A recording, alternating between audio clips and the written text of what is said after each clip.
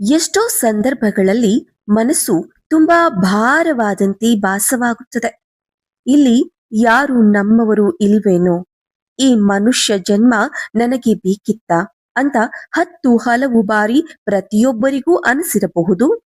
ಕೆಲವೊಂದು ಸಂದರ್ಭದಲ್ಲಿ ಮನುಷ್ಯನ ಜೀವನ ನೀರ ಮೇಲಿನ ಗುಳ್ಳೆಯಂತ ಗೊತ್ತಿದ್ರು, ಎಲ್ಲ ಆ ಭಗವಂತನ ಲೀಲೆಯಂತ ಗೊತ್ತಿದ್ರು, ಹುಟ್ಟು ಸಾವುಗಳು ಎನ್ನುವ ಭಯ ಇದ್ರೂ ಕೂಡ ಮನುಷ್ಯ ಬದುಕಿರುವವರೆಗೂ ತಾನು ತನ್ನಿಂದಲೇ ತನಗಾಗಿಯೇ ಅನ್ನುವಂತಹ ಸ್ವಾರ್ಥ ಭಾವನೆಗಳಿಂದಲೇ ಬದುಕಿ ಬಿಡ್ತಾನೆ.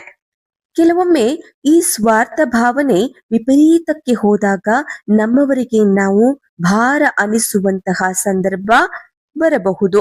ಹುಟ್ಟು ಸಾವುಗಳನ್ನ ಗೆಲ್ಲುವ ಶಕ್ತಿ ಮನುಷ್ಯನಲ್ಲಿ ಇಲ್ಲದೆ ಹೋದರೂ ಬದುಕಿರುವವರೆಗೂ ತಾನು ತನ್ನದು ಎಂದು ಬದುಕುವ ಬರದಲ್ಲಿ ಎಷ್ಟೋ ಜನರ ಮನಸ್ಸಿಗೆ ಗಾಯಗಳನ್ನ ಮಾಡ್ತಾರೆ.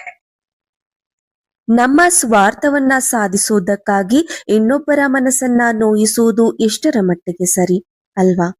ಸ್ವಾರ್ಥ ಅನ್ನುವುದು ಸ್ವಲ್ಪ ಮಟ್ಟಿಗೆ ಪರವಾಗಿಲ್ಲ, ಆದ್ರೆ ನಾನು ನನ್ನಿಂದಲೇ ನಾನು ಹೇಳಿದ ಹಾಗೆ ಎಲ್ರೂ ಕೇಳಬೇಕು ಅನ್ನೋದು ಸ್ವಾರ್ಥಕ್ಕಿಂತ ಹೆಚ್ಚದ್ದು ಅಲ್ಲವೇ?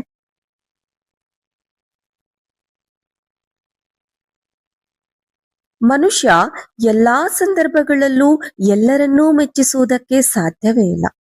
ಅವರಿವರನ್ನ ಮೆಚ್ಚಿಸೋ ಬರದಲ್ಲಿ ನಮ್ಮ ವ್ಯಕ್ತಿತ್ವಕ್ಕೆ ಧಕ್ಕೆ ಬರುವ ಸಾಧ್ಯತೆ ಹೆಚ್ಚಿರುತ್ತೆ.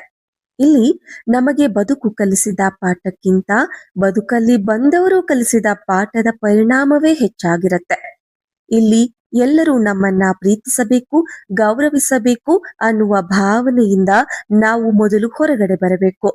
ಎಲ್ಲರಿಗೂ ಅವರದ್ದೇ ಆದ ಸ್ವಂತ ವ್ಯಕ್ತಿತ್ವ, ಅಭಿರುಚಿ ಇದ್ದೇ ಇರುತ್ತೆ. ಅವರು ನಮ್ಮ ಇಚ್ಛೆಯ ಅನುಸಾರ ನಡೆದುಕೊಂಡಿಲ್ಲ ಎಂದ ಮಾತ್ರಕ್ಕೆ ಅವರು ಗೌರವಕ್ಕೆ ಅನರ್ಹರು ಎಂದು ಅರ್ಥವಲ್ಲ.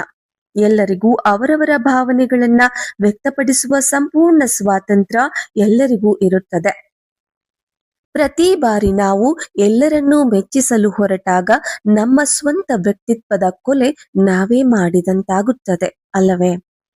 ಹಾಗಾಗಿ ನಮ್ಮ ಸ್ವ ಇಚ್ಛೆಯಂತೆ ಆ ಭಗವಂತ ನಡೆಸಿ